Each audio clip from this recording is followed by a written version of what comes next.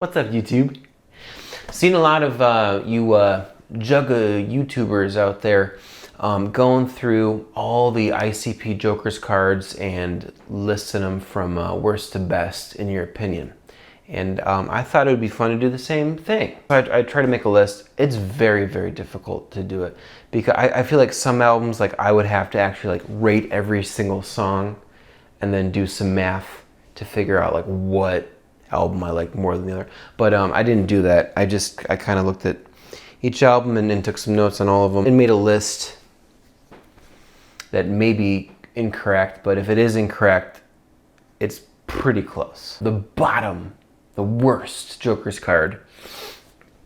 This is probably many people's. Carnival of Carnage.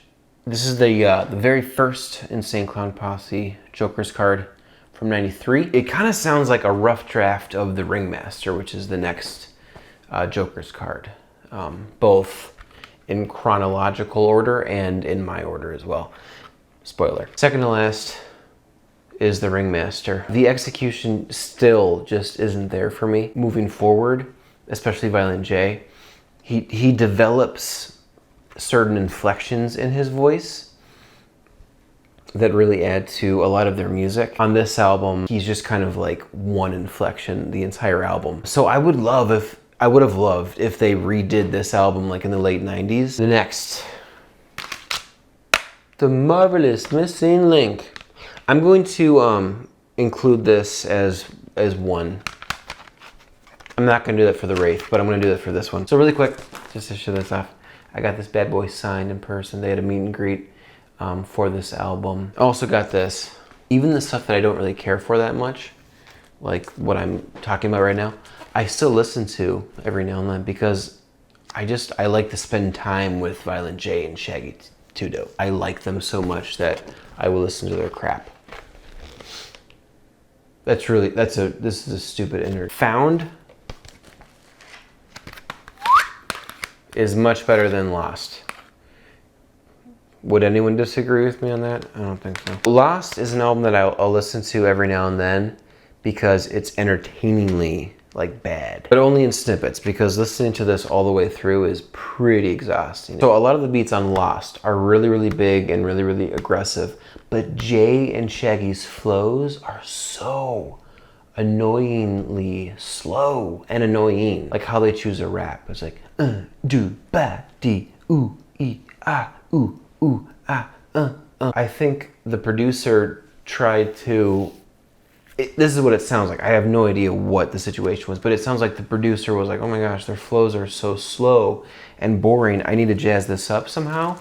And so the producer put like this like stutter effect on their vocals throughout the whole album. Driving cars, cars on the street. It's annoyingly produced vocally. The beats are fine, and other artists probably could have done okay with them. Found is another story. It has some good stuff on it. Let's see. So Get Clowned, which is the third song. It sounds like a rough draft of In Your Face.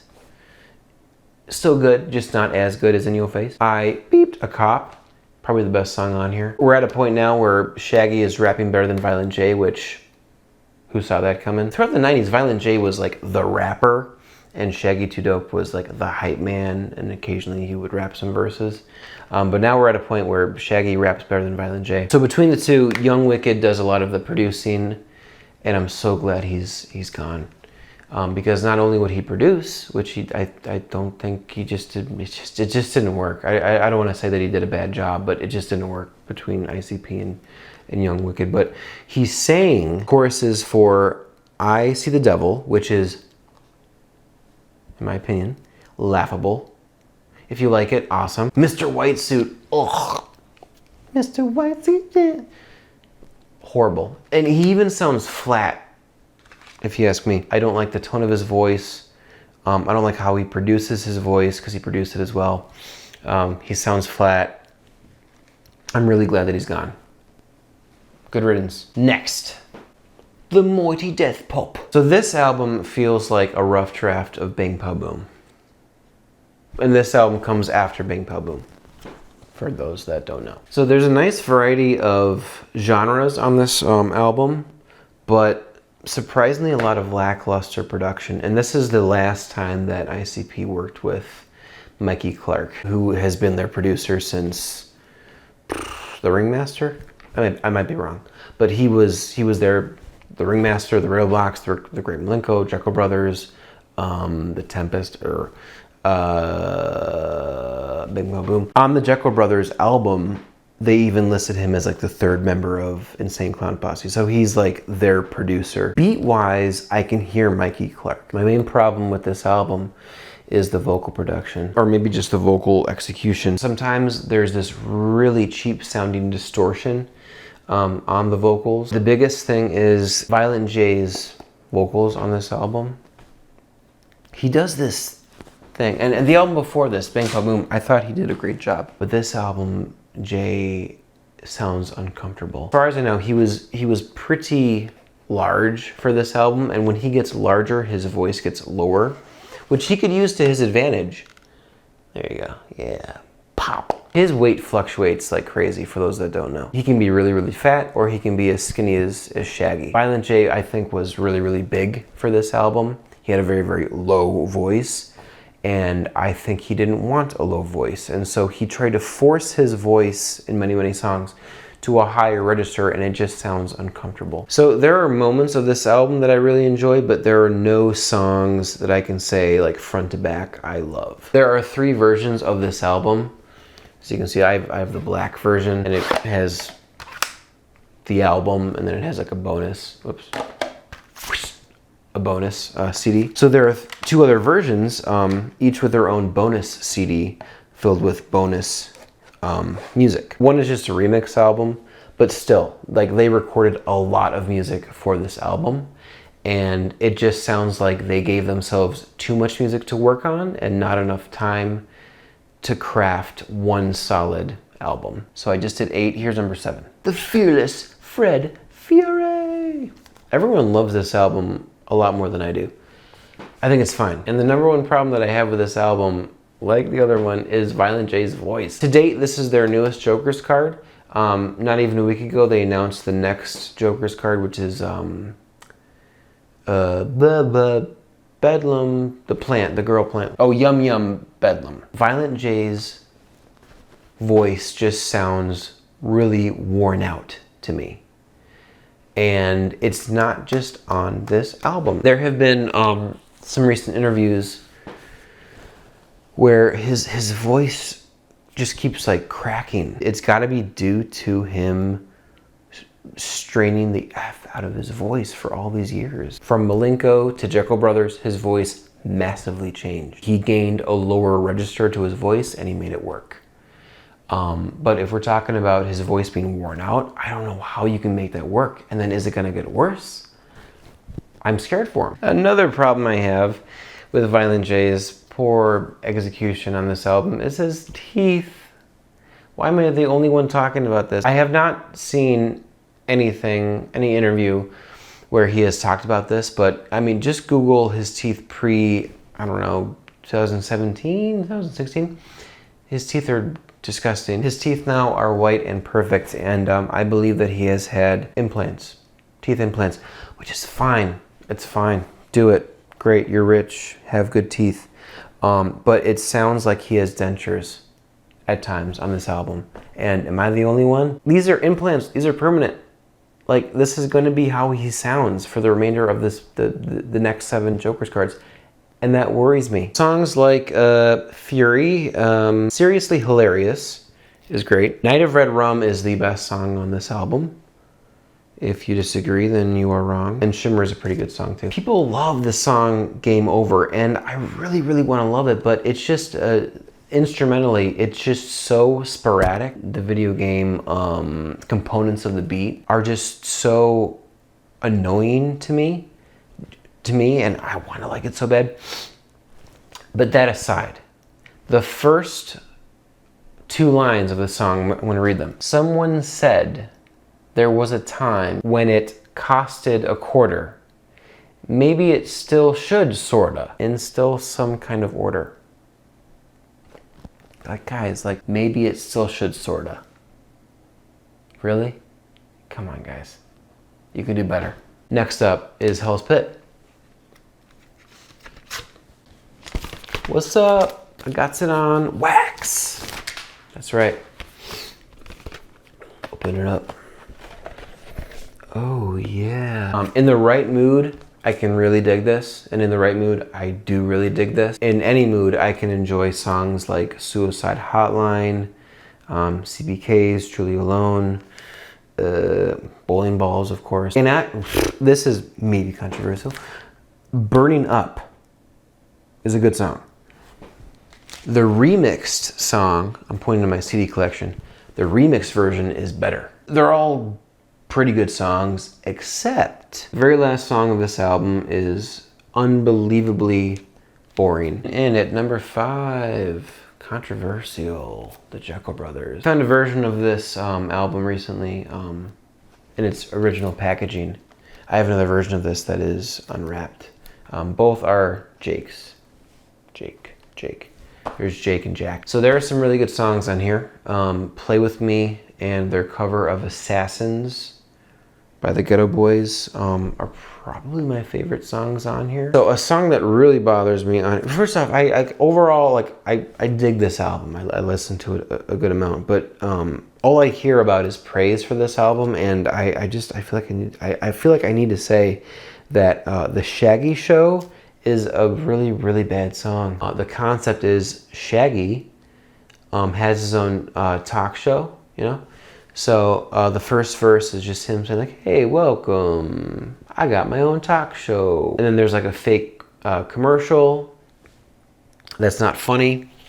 And then Violent J is the first guest. And what you got going on, Violent J? Oh, well, we got this new project called Dark Lotus. You want to hear something from that? You're not going to hear anything from it, you know, okay. Not that funny. And then finally, Snoop Dogg makes an appearance on the song, and he's like the last guest on this talk show. And there is no punchline to the song. It is just Snoop Dogg saying, I'm Snoop Dogg, I'm the best. If you don't think I'm the best, then you are wrong. It's a pointless 6-minute, which is a very long song. Number 4 is The Wraith, Shangri-La. Production on this album is fantastic. We, as a Juggalo community, do not talk about the production on this album enough. So they needed to have 17 tracks on this album, because before this they said, on track number 17 of the 6th Joker's card, we're gonna reveal all that needs to be said about all the Joker's cards, you know? So because there's so many songs on here, there's a few songs on here that are under 2 minutes, like a minute and some change, and they're not interludes, they are songs. So this album comes in at 1 hour and 4 minutes, and it kind of sounds like some songs were cut in half so that they could have the 5-minute introduction song and the almost 7 minute last song, you know? Musically, this is very unpredictable, and it's very all over the place, which I like. Props to whoever did the vocal production for Crossing the Bridge, who I'm sure did the rest of the album as well. But the chorus of Crossing the Bridge, it's like a choir of Violent J and Shaggy 2 Dopes. And they're both doing different like harmonies and whatnot. And you can kind of tell that if you were to solo out just one of the vocal takes, it probably wouldn't sound the best. Like, they're not singers, you know? But the way that it was mixed and the way that it was put together, it sounds so powerful. That chorus melody just on its own is so great. And I can't believe that they made it, honestly, that they wrote that. I wouldn't be surprised if they had help with that, because they have never made a melody like that. The very last track on this album, The Unveiling, Thy Unveiling, as they say. I'm not really sure if I believe that what they say in the song was the plan from day one, but regardless, the execution of the song gives me chills. And I've heard this song many times since I was in high school. It's great.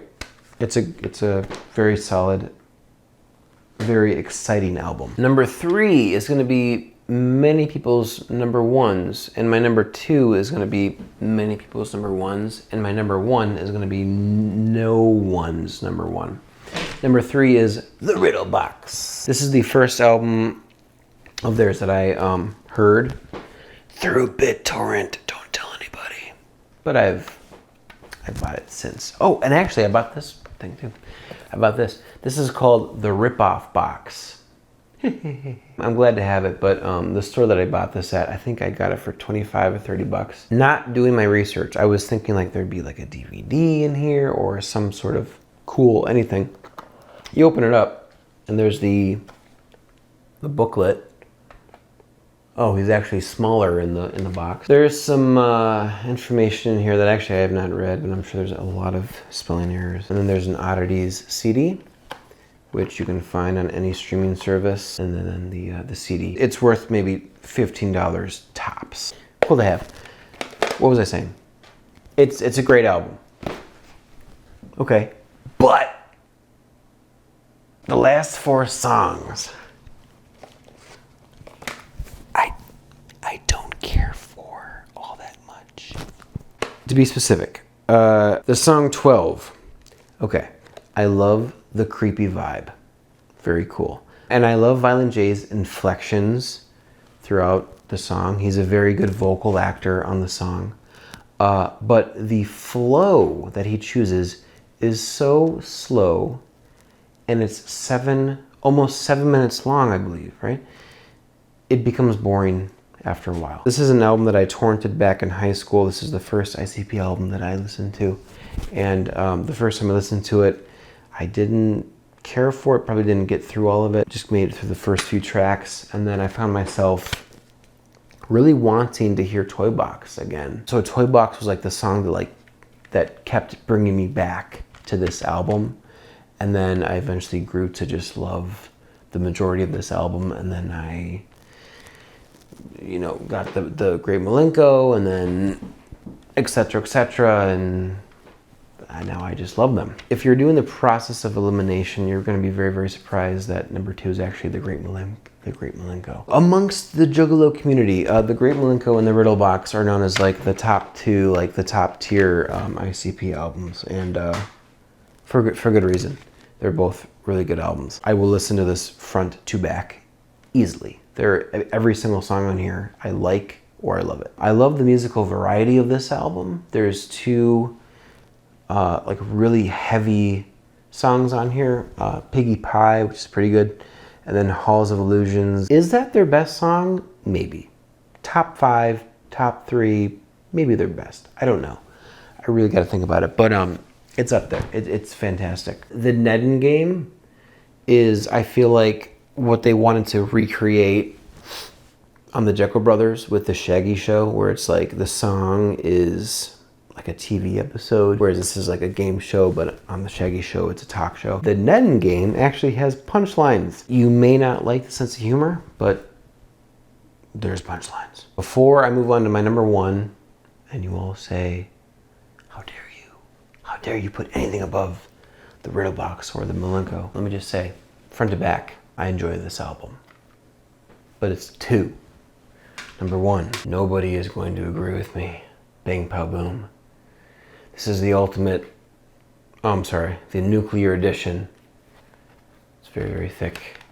And I also have it on vinyl, the blue edition. There's blue, red, and green.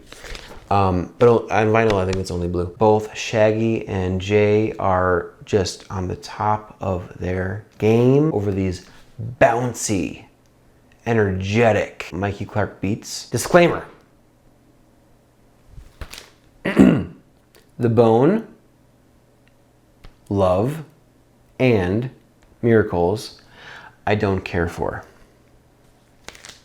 And I know, I just said that I love every song on this album, but it gets complicated because there are songs on this album that I love more than any song that I like on Milenko.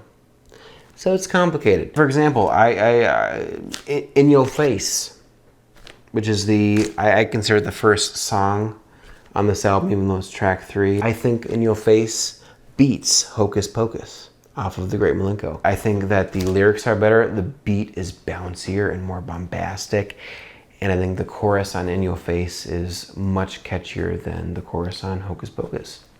There are great songs on here that I feel like no one talks about and that they don't do live. Why?